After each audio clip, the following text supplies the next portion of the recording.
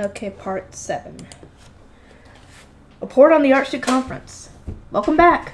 Florencia gave a soft smile upon seeing Wolfried, Charlotte, and me lined up in front of the teleporter room. I see you have all come to greet us, she said. Sylvester led us out of the room with a similar grin. A lot happened, but I'll give the details at tomorrow's meeting. You're all going to be in attendance. Ferdinand had been summoned to the Ehrenfest dormitory on several occasions during the Archduke Conference, while Norbert and several others had been gathered to handle some behind-the-scene matters. These developments had given me cause for concern, but in the end, the Archduke Convo returned with bright smiles and no signs of exhaustion. That's good to hear. Father, welcome back, I said to Karstedt, who had accompanied the Archducal couple as the commander of the Knights Order. You look well, Rosamund. Karstedt cracked a weak smile, looking so much wearier than Sylvester that I couldn't help but wonder what had happened. I gave him a concerned look, but he merely pushed for us to leave, since more guard knights, attendants, and scholars would soon be returning. The next day, Wolfried, Charlotte, and I went to the room where the meeting was being held. Those of us old enough to attend the Royal Academy needed to attend, since the results of the Archduke Conference would no doubt have a massive impact on our lives as students. I hadn't participated in the last meeting due to being asleep in the Jareve, while Charlotte was starting at the Royal Academy next winter, so this was a new experience for us both. This is also when they announced any changes to the duchy rankings, Wolfried said with a confident smile, having participated in the previous post-conference meeting. I'm so excited, we must have gone up since last year. That certainly would be nice, I replied from my high beast. Charlotte was walking along in silence, no doubt tense about joining this meeting for the first time. In attendance were the Archducal family, our retainers, representatives of the Knights Order, and the higher-ranking scholars. Only once everyone was ready did the Archducal couple enter. The meeting shall now begin, Sylvester said. There's a lot for us to talk about, considering all the developments we've seen over the past year. I'm guessing Ehrenfest is going to continue changing and growing in power, and for that reason, I want to use this opportunity to boost our ranking as much as possible. For that, I need your help. Sylvester Scholar stepped forward to announce this year's rankings. Ehrenfest was now in 10th place. Whoop whoop! Whoop whoop! Wait a minute, who was 10th place? I cannot remember. Can someone tell me? So what happened with Ehrenbach? Did they go down in rank or something? I would laugh if that was the case. Our grades in the Royal Academy have gone up significantly. Never mind. Ehrenfest was now in 10th place, meaning we were going to be using the 10th ranked dormitory door and rooms from now on. So, does that magically change to Ehrenfest dormitory again? Once you, once it changes? Or does it not change? I'm assuming it does. Considering how low we had ranked in previous years, that was pretty good. Our grades in the Royal Academy have gone up significantly. In fact, if we were judged purely on our grades, we would have ended up in a rank or two higher. Sylvester continued. The reason we hadn't risen beyond 10th place was apparently because we had yet to accumulate much influence. We had only recently started to spread our trends and weren't sending too many people to the sovereignty. If our business with the merchants from other duchies goes well this year, we should be able to get an even higher rank next year. Aside from the obvious necessity of ensuring these transactions go smoothly, we need to make sure our efforts here are established as much as more than just a temporary trend. The aim is to solidify our current trends and then introduce new ones on top of them. As Sylvester went on, he actually started to sound a little passionate. He was almost certainly heated because the other duchies had dismissed our trends as temporary and inconsequential. One could hardly blame them, considering that Ehrenfest had produced exactly 0 trends before this point, and was easy to imagine that the duchies we had overtaken were especially eager to badmouth us. Rather than dishearten Sylvester, however, it seemed that these insults had only served to motivate him even more. He gazed across the meeting room with sharp eyes and then clenched a fist. Ehrenfest is inventing new kinds of paper one after another and making considerable progress in preparing the printing industry. We'll use these as weapons to reach an even higher ranking. Sylvester's declaration inspired applause throughout the room. After spending decades with a reputation as a backwater duchy, Ehrenfest had gone all the way from rank 13 to rank 10. The elders who remembered our days at the very bottom of the rankings were elated to say the least. And to maintain this momentum, I want our Archduke candidates in the Royal Academy to continue helping our students boost their grades, Sylvester said. Of course, this is an endeavor that will require hard work from children and adults alike, Ferdinand explains to everyone in more detail. Ferdinand nodded, stood up from his seat, and then gazed across the meeting room. Based on what the Archduke candidates have told us, a great number of professors were replaced after the Civil War, and even the classwork has changed a great deal from what it used to be. To our understanding, the biggest change is that the apprentice knights are now tasked with competing in speed rather than treasure-stealing dinner, he began. Next, going on to describe the poor state the knights graduating from the new Royal Academy were in. The Knights Order is currently putting the new recruits and apprentices through special training to make up for what has been lost. A sizable social gap has even developed between the knights and scholars, having no doubt resulted from the lack of treasure-stealing dinner games to cooperate for. Ferdinand emphasized that things were completely different from the days when duchies would band together to place magic tools and brew rejuvenation potions, and that he wanted officials in every field to train their recruits up to a more proper standard. The scholars had noticed this change themselves, and were nodding along. It seemed that treasure-stealing dinner, which had ceased due to the lesser duchies lacking the population to support it, was highly important for training students. A scholar stepped forward. I shall now give a report on the newly settled business deals, he said. As we discussed, it was decided that we would sell our new products to Klassenburg and the Sovereignty. We had evidently been rather successful at promoting our new trends during the Archduke Conference. For duchies that hadn't managed to negotiate for hairpins, Rinsham, or plant paper, Sylvester had smoothed things over by selling them the pound cake recipe. We delivered verification paper, as Lady Rosemine has so aptly named it, to the two duchies, the scholar continued. Scholars delivered the other halves to the guildmaster of the Merchants Guild, such that it may properly handle merchants from other duchies. Oh yeah, we went with verification paper to avoid everyone finding out we made it from non-Sebs. There are many duchies who wish to do business with us next year, the scholar went on. To that end, we must build as many Rinsham workshops as possible before the next Archduke Conference, such that we may take on as many business partners as possible. We will need to discuss this matter with the guildmaster. Sensing that they were about to place far too great of a burden on the lower city, I immediately interjected. Rinsham is not especially hard to produce, so it is only a matter of time before other duchies begin making it for themselves. By establishing too many Rinsham workshops in Ehrenfest, we are only setting ourselves up for mass unemployment later down the line. We must consider our actions carefully. After all, we have products other than Rinsham and hairpins to work on. Since we have other trends to capitalize on, can we not just have the workers move on to them after the Rinsham trend dies down? The scholar asked, looking quite perplexed. It was true that we would need to start producing our next products once the other duchies learned to make and consequently stop purchasing our Rinsham. But it was unreasonable to expect workers to change jobs so easily.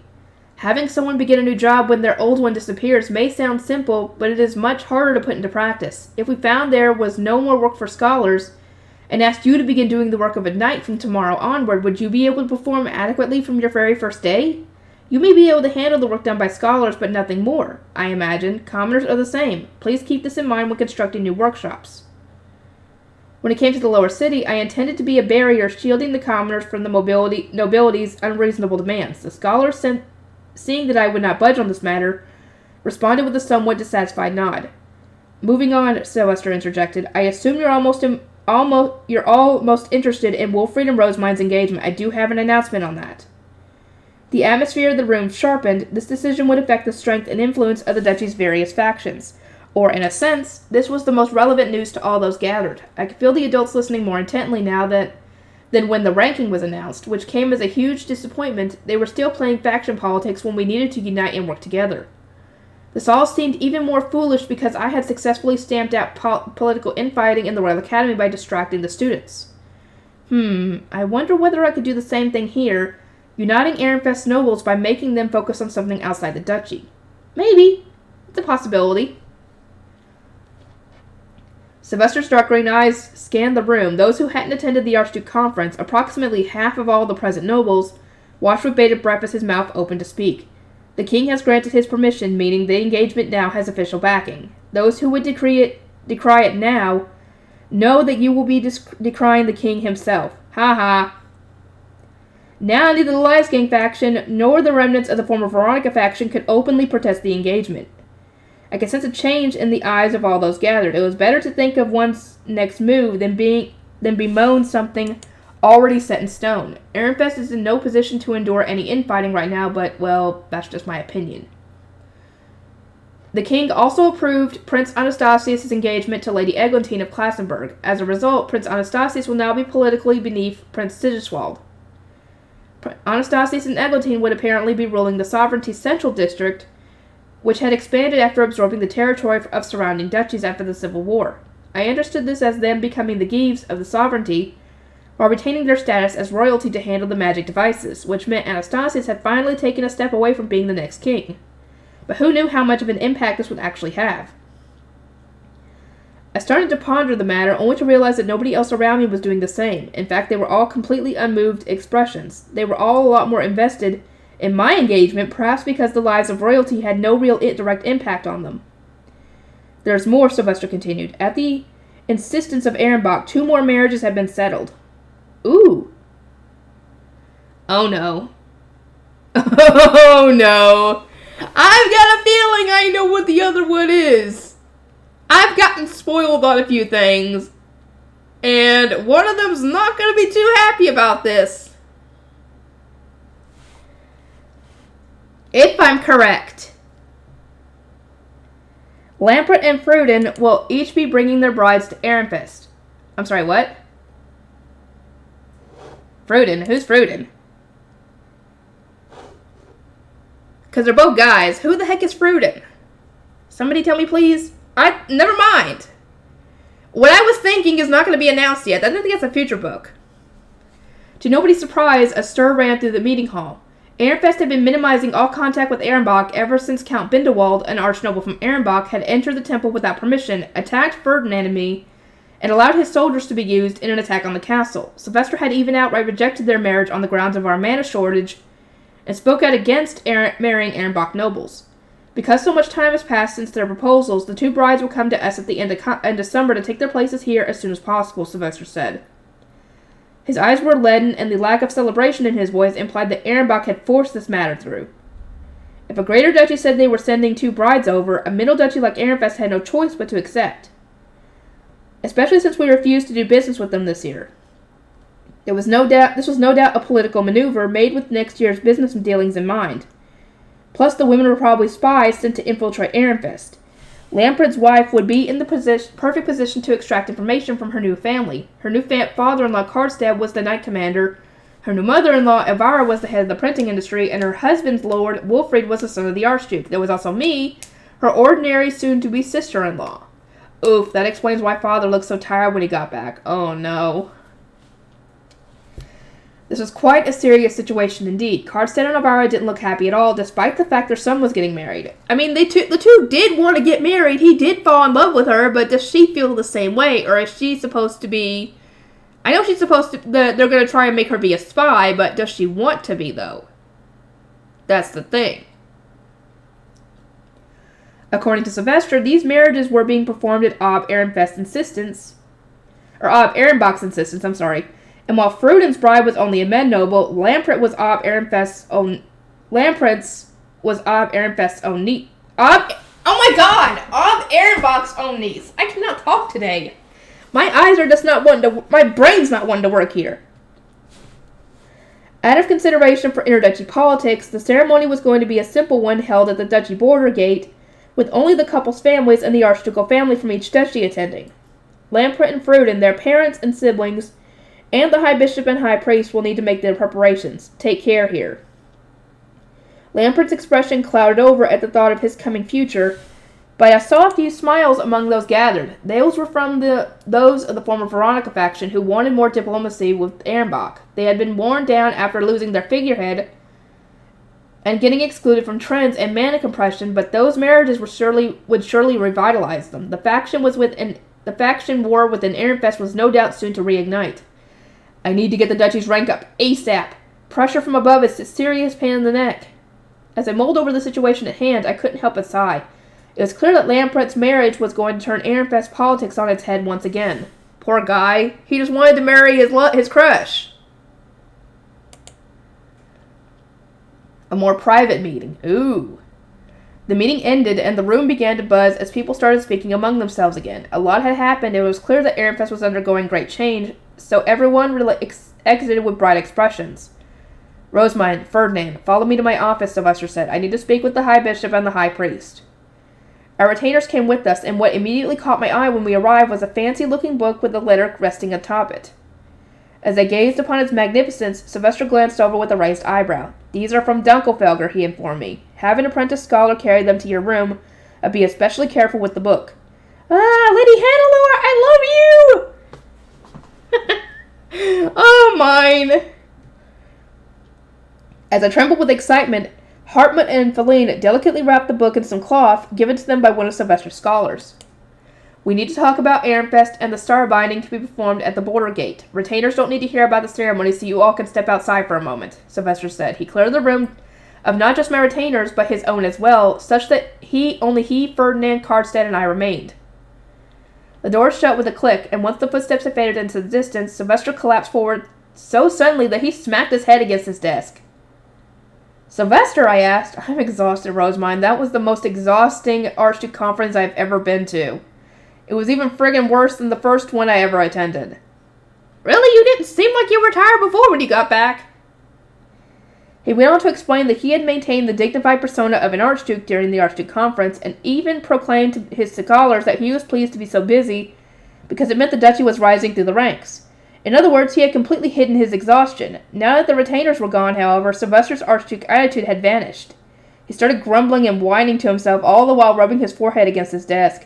"Ferdinand, telling me to get the king's approval for the marriage before the business talks began was the best advice you've ever given. I thank the gods that I followed it to the letter. Klassenberg's next Archduke came asking to take Rosemine as a second wife." "Ha ha! I knew that was coming! I knew that was coming, to be completely honest with you, because, we heard this in the last book, with the side story. Drawanko very heavily implied we should deepen our bonds since our daughters and sons are so close. Frembeltag suggestively mentioned that Rödiger's around Rosemine's age, and Ehrenbach was apparently trying to wed Wilfried into their duchy. If not for the king having already approved the engagement, I never would have been able to shake them all off." The situation really did sound tense. Karlstedt was working his shoulders and scratching his neck, noting that he was exhausted and sick to his stomach just from watching. Klassenberg apparently learned about Rosemine being the source of the trends and a composer through Lady Eglintine's report, Sylvester groaned. "I hate to have to admit, greater duchies are just as threatening as I thought. To think they'd pick up on Rosemine's abnormality and try to suck her into their fold despite having had barely any contact with her, it's crazy. Rosemine, when the hell did you even socialize with Drawanko? Justice barely mentioned them in his report." "Drawanko? That's Adolphine's duchy, isn't it?"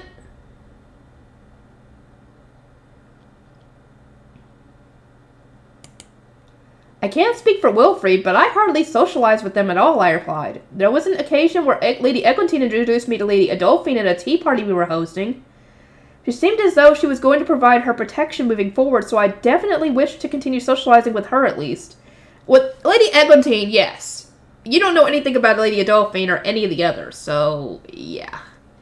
Sylvester slumped his shoulders and let out a heavy sigh. "Even more duchies to deal with, huh? Drawanko's scholars are exceptional, and their duchy tends to produce innovative magic tools. Drawanko and his retainers were pretty interested in our verification papers.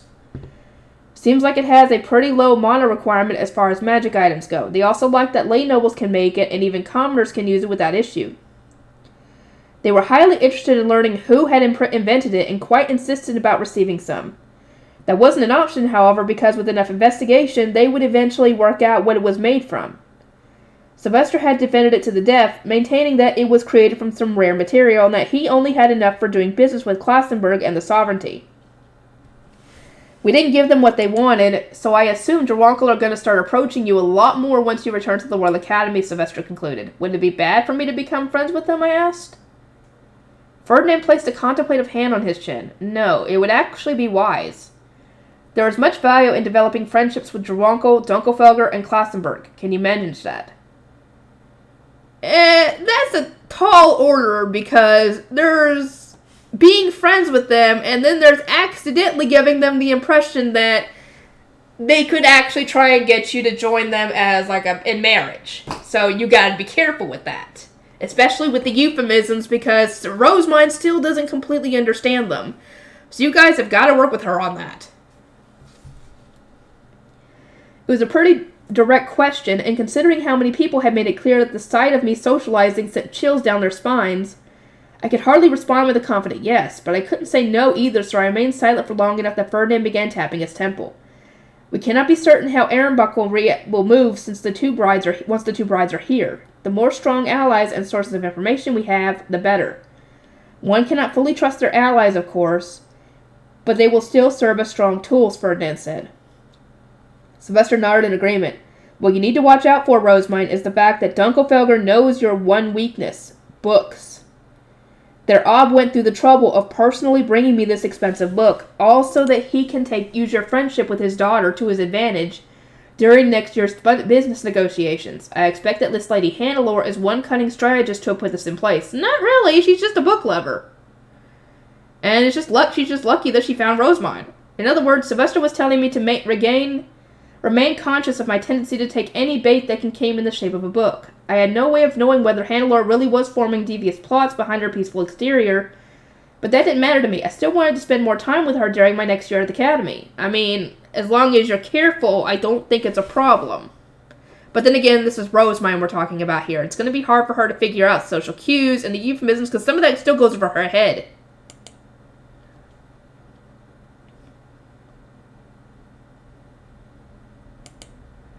To be clear, Lady Hannelore is my sole Bookworm ally, and I love her. We're going to be wearing matching armbands next year and working as fellow library committee members. What exactly do I need to be careful about in the process? I guess being alone with them? I don't know.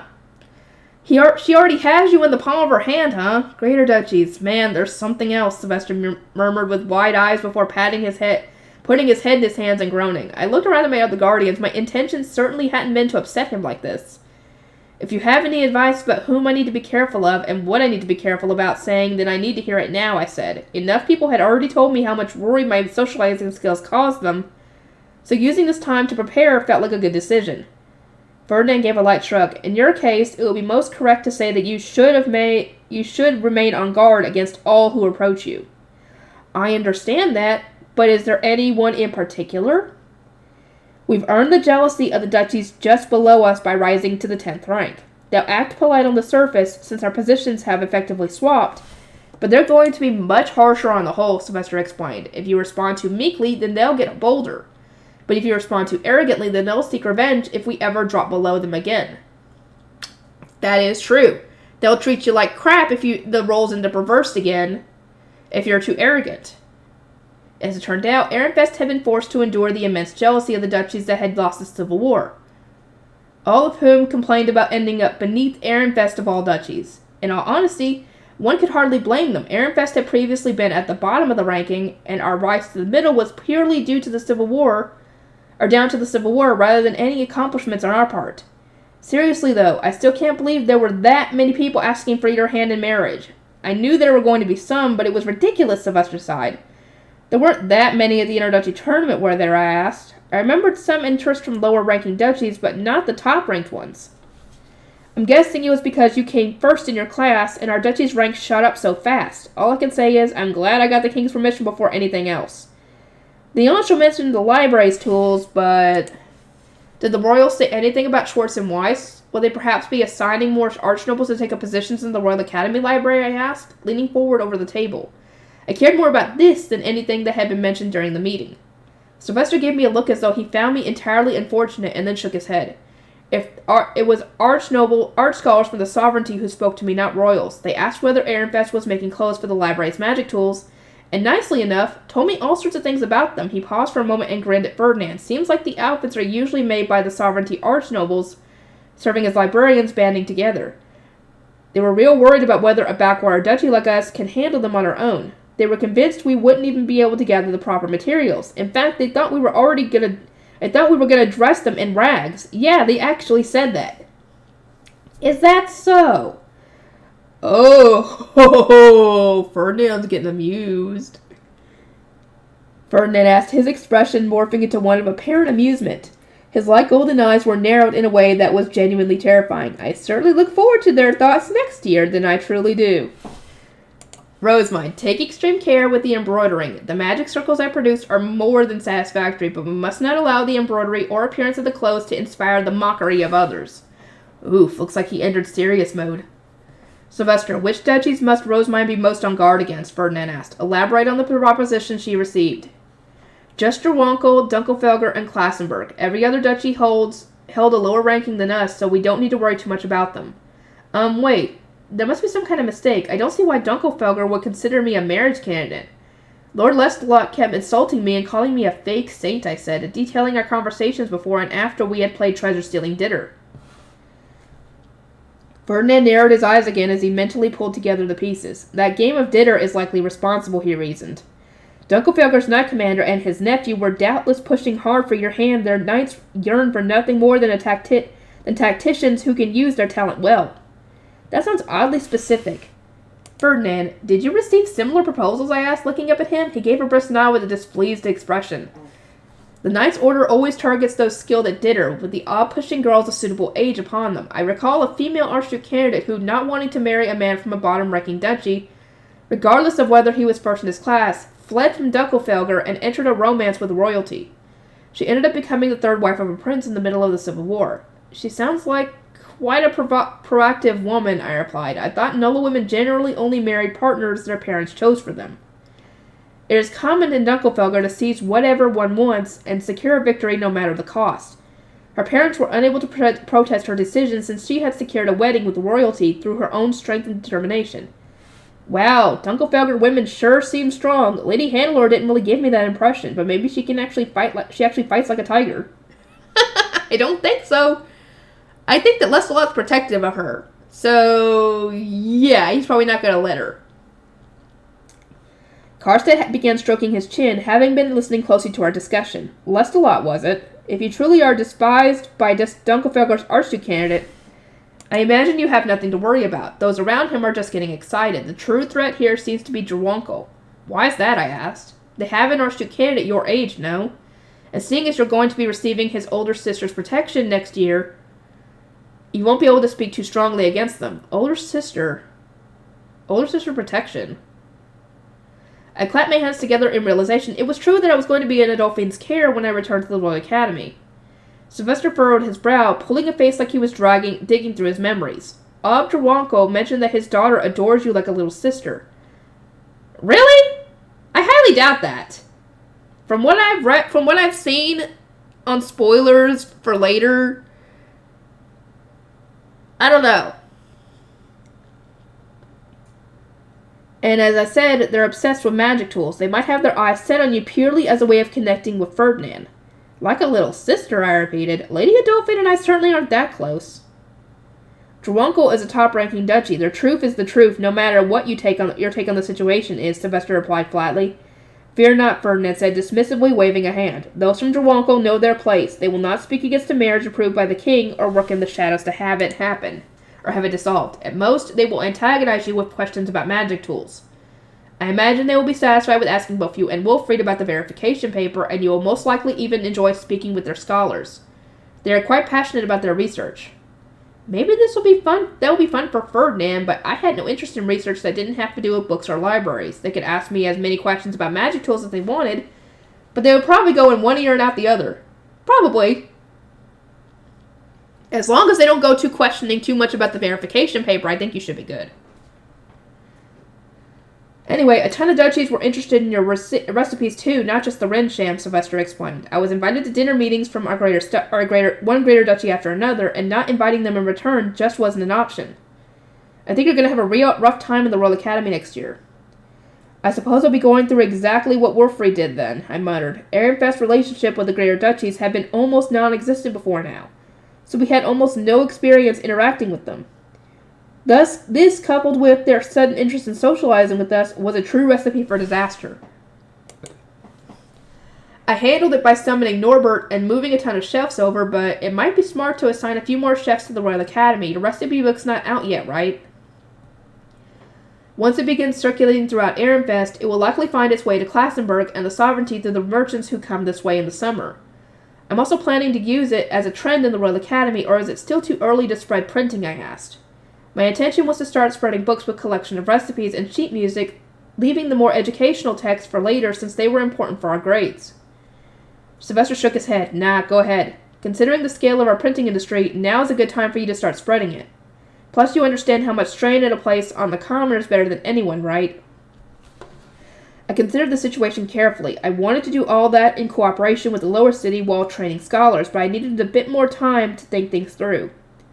Spreading the market to other duchies is going to be difficult unless we're able to introduce more printing workshops by next summer, I said. Don't rush things, Rosemine. Excessive speed will certainly earn harsher resistance, but if we don't make changes soon, Ehrenfest will remain a lower-ranked duchy forever. This is a good enough opportunity for us to learn how Drwonkel, Dunkelfelger, and Klassenberg interact with their commoners and run their governments. We cannot stay in our current mindset forever. As was obvious by now, we couldn't spread trends or specialty products without expertly utilizing the commoners. The problem was, I could sense that Ehrenfest was absolutely incompetent when it comes to properly handling them. At the very least, I would like for the faction war to settle down, I said. It certainly feels as though the feud is going to be revitalized when Lamprecht's and the other person's brides arrive in Ehrenfest. The political war that Elvira had done such a good job stifling had been rekindled all at once by Georgine's visit. Things had calmed down again since Wilfried had been punished. The former Veronica faction had diminished, and the Archducal family had been attacked, and my mana compression method had been used as bait. But it seemed that Ehrenbach was jabbing at us from the side once again. Why are those of the former Veronica faction so content with being under Ehrenbach's thumb, I asked. Because most of them hail from Ehrenbach, Ferdinand replied. The sudden reveal surprised me so much that I let out a long-lost "Wah!" which in turn made him press a palm against his forehead. How do you not know something this simple? An Archduke candidate from Ehrenbach was wed into Ehrenfest. She would never have come alone. I should not have to express something that's obvious, but attendants and guard knights accompanied her. It seemed that scholars were rarely allowed to accompany brides for fear of spies, but attendants and knights of the same gender would always come to care for and protect their charge. These retainers would naturally end up marrying people in Ehrenfest. Gabriel's retainers and their families had started backing Veronica, their lady's child, soon after their lady's passing. They had been swallowed into our larger faction when Veronica became the first wife, but it wasn't long before their descendants established themselves at the faction's core. I see, that explains why Ehrenbach's influenced them so much. Most of the former Veronica faction wanted my sister Georgine to be the next Ob, not me. They're sticking with me now because I'm the only one still here with Ehrenbach blood. But they're real glad that Georgine became Ehrenbach's first wife and is back to influencing Ehrenfest, Sylvester said. So Lady Georgine and the former Veronica faction have a lot of troubling and very unwelcome connections. The nobles most starstruck by my sister live in the south. Viscount Gerlach and Dalduf are going to love Lamprecht's and Frodin's marriages. Georgine and I smiled at each other at the Archduke conference while discussing it, but man, the look on her face. God, Georgine's smile was as poisonous as ever. Just imagining it sends chills down my spine, Sylvester groaned, clutching his stomach. You couldn't refuse the marriage, right? I asked. If refusing them was an option, then believe me, I would have done it in a heartbeat. You probably don't appreciate this, but this is a lot better than it could have been. It seems that Ehrenbach had tried using their blood relationship with Sylvester to force negotiations their way, implying through noble euphemisms that he needed to support them since they were both his family and a greater duchy. Sylvester had managed to escape the situation by saying that we had already settled on our business associates and that we would likely be doing business with Drwonkel and Dunkelfelger next year. I suppose it's natural to prioritize the first-ranked duchy over the sixth rank, even if the latter is family, I mused aloud. Speaking of which, what rank did Ehrenbach get this year? They're still 6. The top ranks didn't change.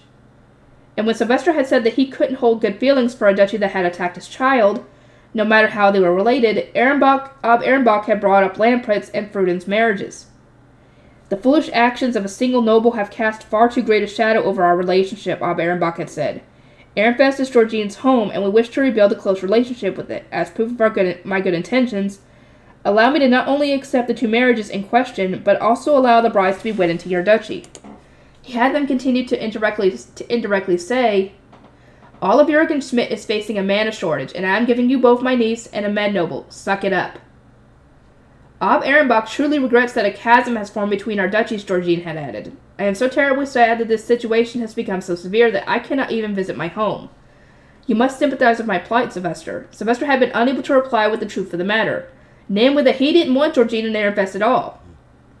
After a moment passed in silence, they began insulting him indirectly, asking whether he was foolish enough yet to realize that a top-ranking duchy was being so generously lenient with a much weaker duchy.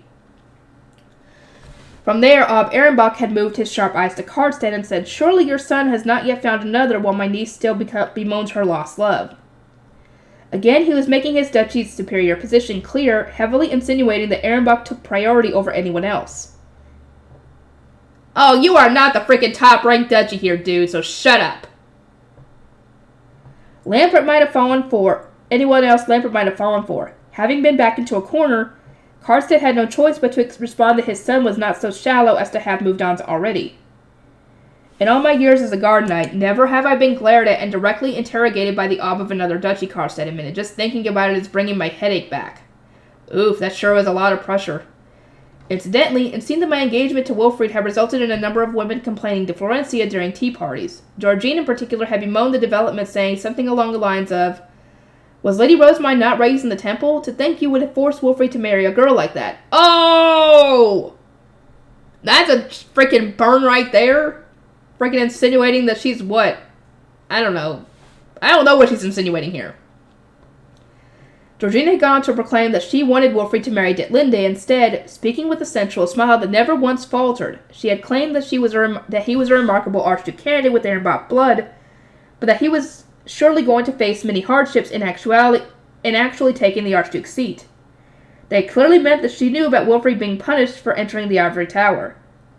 "Just hearing Florencia's report ticked me off," Sylvester said. "Georgine kept saying that Wilfried was the closest in age to Detlinde of all the Ehrenfest Archduke candidates, and if we wanted to keep you in Ehrenfest, we could have just married you down to an archnoble."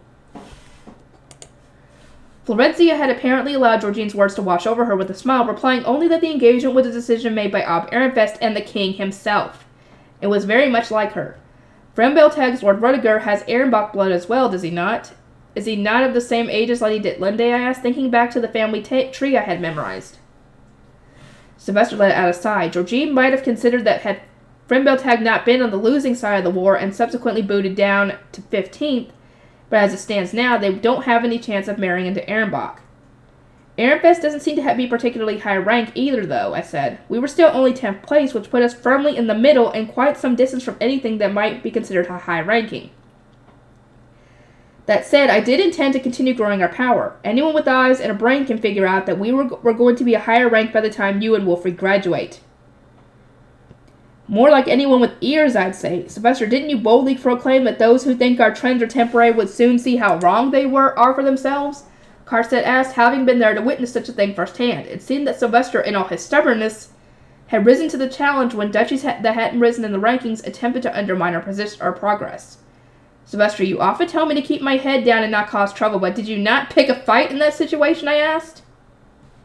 Sylvester responded with a snort. I didn't pick it, I accepted it. Archdukes need to be strong so that bottom-ranking duchies don't start getting cocky. He is correct, Ferdinand said, looking in my direction, but as you do not understand politics in the slightest, do not attempt to copy his methods. Don't. I am for the most part a gentle spirit, I replied. I do not pick or accept fights unless they involve books or family. And when they do, you charge ahead with nary a rational thought in your mind. That is the most terrifying thing about you, Ferdinand retorted. I averted my eyes and backed off. Sorry, but I don't think it's ever going to change. Not even dying changed me. Anyway, we need to stay on guard against Ehrenbach more than anyone, Sylvester said. My sister acts differently when Ehrenbach isn't around, and reports from Wilfried and Justice give the impression that Detlinde's actions are disjointed from what her parents seemingly want.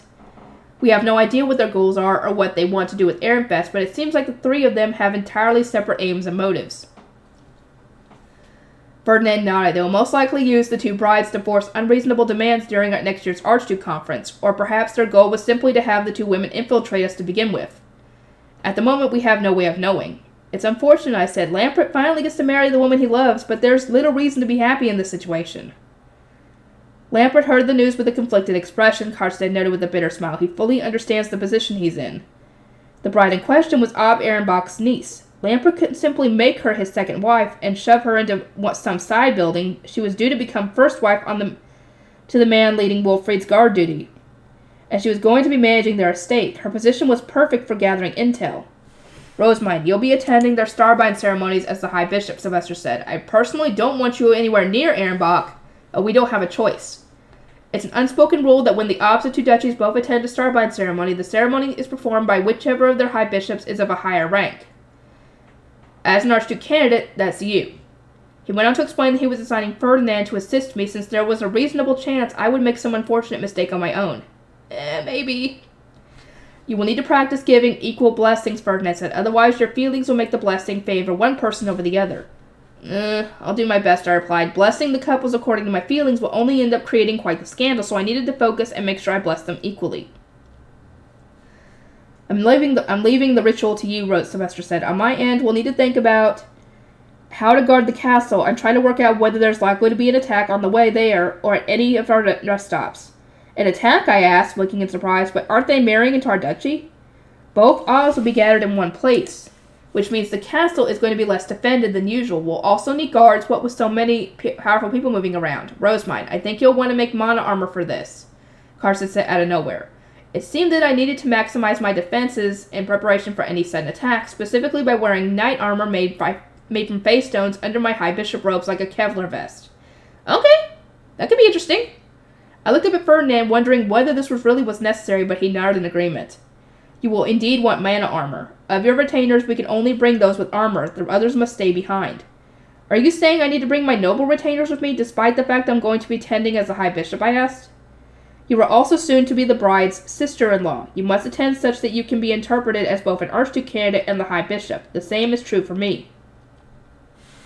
If we are bringing my temple attendants and my castle retainers, we would need to tighten security around Fran and the others. I suppose I need more face stones again, I murmured. I will give you what you need, so focus on your defenses as much as possible. The barrier is dangerous, and we need to avoid unleashing any attacks of our own. This is why ensuring that you are well protected is paramount. Right, Sylvester said. I don't want a certain someone suddenly unleashing a huge magic attack like they did during a certain ambush.